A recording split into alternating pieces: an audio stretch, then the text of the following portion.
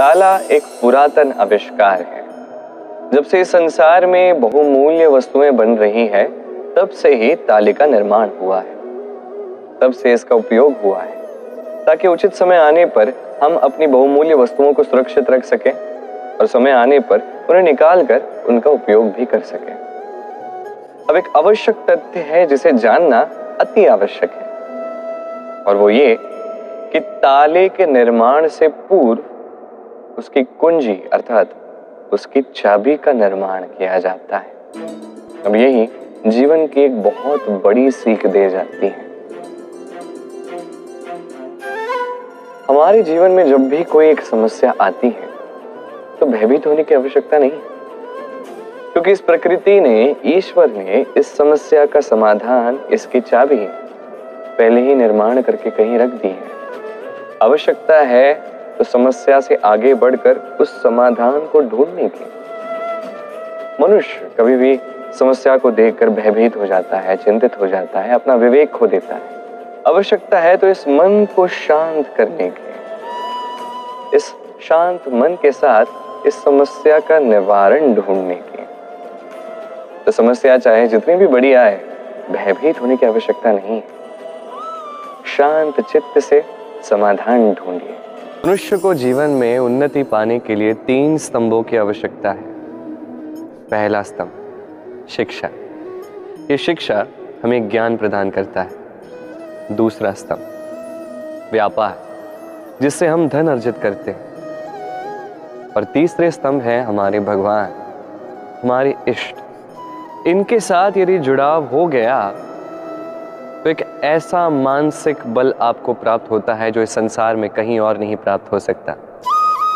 किंतु मनुष्य कई बार इन तीनों स्तंभों को प्राप्त करने के पश्चात भी आगे नहीं बढ़ पाता। तब भी जीवन में कठिनाइयां आती रहती हैं। ऐसा भला क्यों होता है? क्योंकि वो 3 स्तंभ तो प्राप्त कर लेता है, जीवन में उतार देता है, उनके आधार को वो भूल जाता है। जैसे पहला स्तंभ शिक्षा। इस शिक्षा का आधार है संस्कार। यदि ये संस्कार ही नहीं होंगे तो फिर शिक्षा का कोई अर्थ ही नहीं। दूसरा स्तंभ व्यापार।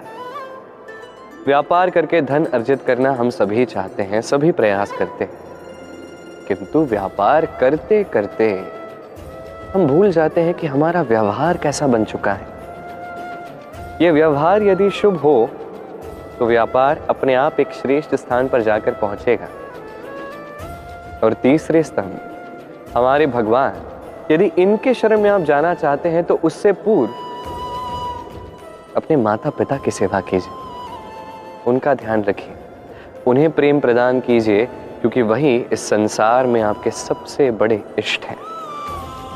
तो 3 स्तंभों के साथ साथ उनके आधार भी अपने जीवन में उतारिए, कोई कठिनाई नहीं आएगी। हमारे जीवन में बड़े बूढ़े प्रशिक्षित लोग सदैव एक बात कहते हैं, धैर्य रखो। 2 ही शब्द हैं, किंतु कितने विशाल है इस बात को समझिए। एक छोटा सा शस्त्र लीजिए और एक विशाल से पर्वत पर निरंतर प्रहार कीजिए, धैर्य के साथ ये कार्य कीजिए। एक दिवस ऐसा आएगा, उस विशाल से पर्वत में आप एक मार्ग बना देंगे।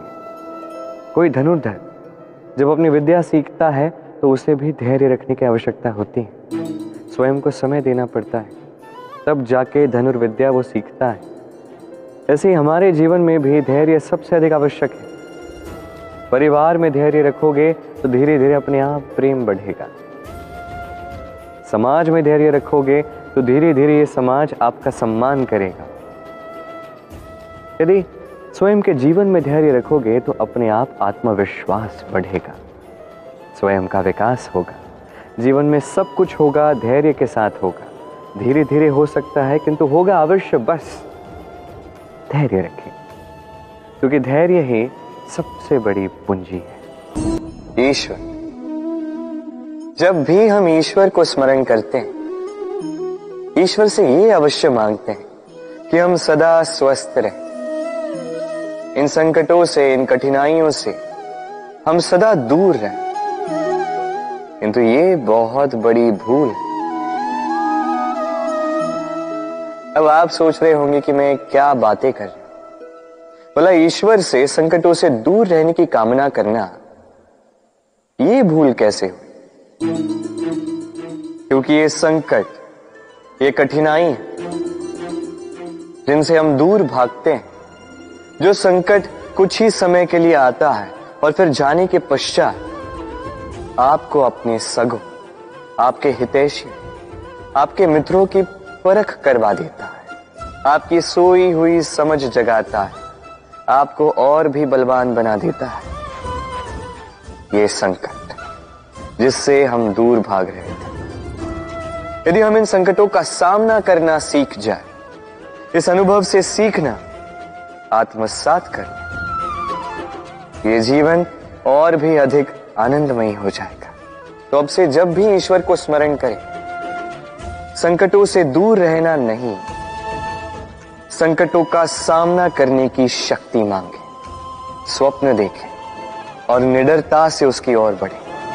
मनुष्य बड़ा ही विचित्र प्राणी होता है। जब हाथ खाली होते हैं तो आंखों में स्वप्न भरे होते हैं। जब खोने को कुछ नहीं होता तो पाने के लिए प्रयास करता रहता है, निर्भय होकर आगे बढ़ता है, संकटों का, चुनौतियों का सामना करता है। किंतु जब हाथ भर जाते तो स्वप्न देखना ही बंद कर देता है। जो पा लिया उसे खो ना दे, इस भय से संकटों का, चुनौतियों का सामना करना बंद कर देता है। उस राह को ही छोड़ देता है जिस पर चलकर उसने सफलता पाई थी। ये अनुचित है। जीवन में कोई भी परिस्थिति हो, कैसी भी अवस्था, चुनौतियों को स्वीकार कीजिए, क्योंकि यदि आप चुनौतियां स्वीकार करोगे तभी आप इस संसार को कुछ देने योग्य बनोगे। यदि सफल रहे तो इस संसार को एक सक्षम नेतृत्व देंगे, यदि असफल रहे तो एक सीख कि क्या नहीं करना चाहिए। तो जीवन में चुनौतियों को चुने, चिंताओं को नहीं। राधे राधे।